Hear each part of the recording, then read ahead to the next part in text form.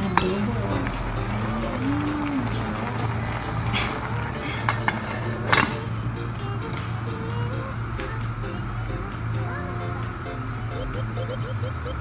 A few moments later. So, ayan guys. Update na natin. Ayun. Naglilinis kasi ako sa kwarto guys. Kaya, ayan. Pinatay ko na siya. Naluto na din ang rice natin. Wow! Pinoy na Pinoy yung araw ko ngayon. Yan, kung hindi tayo magsipag, hindi tayo makakain ng masarap. Yan guys, kain na nga. Ayan, ayan, ayan. So, ayan, nakahanda na yung plato ko. Ayan na siya, kakain na tayo. Ayan. Bumukbang si Julie. Matulog na yung mga amo ko guys. Busy kasi kanina kasi nandito yung anak ng amo ko. Tapos inayos yung aircon. Ayan, nilugasan. Kaya pinatulong ako. Hindi ako nakalinis sa kwarto ng matanda. At hindi ako kaagad nakaluto. Sana ko na talaga ngayon kakain ng ganito. Ayan.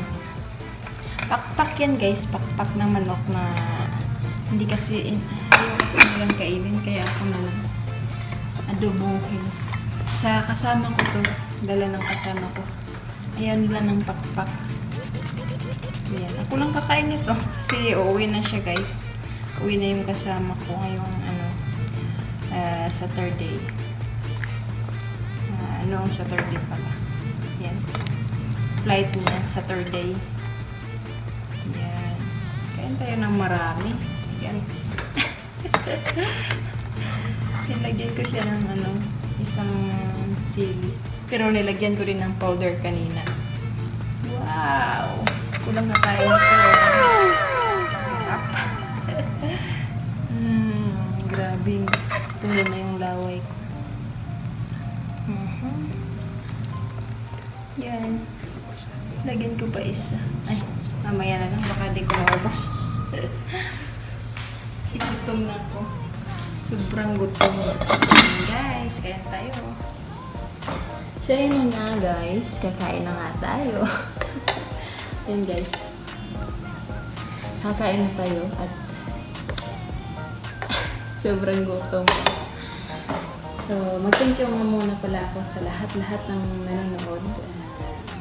For my viewers. Char. Sa aking mga team, maraming salamat sa inyong lahat at salamat sa lagi niyong suporta sa akin sa vlog ko. Yun. Sobrang thankful po ako at hindi niyo ko pinapabayaan. Char. Baka andyan yung mga ko. Maraming salamat guys. Thank you. Tikman na nga natin.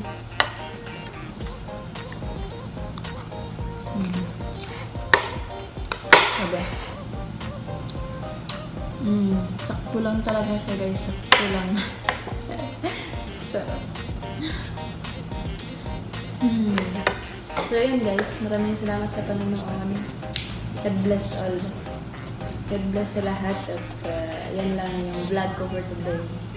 Yung dinner. Maraming salamat. Hindi mo love shout out nga pala sa CB team, sa lahat ng mga admins, sa Team Vipers, at saka sa Team Tulungan. Maraming salamat sa inyo lahat at sa lahat ng aking mga team.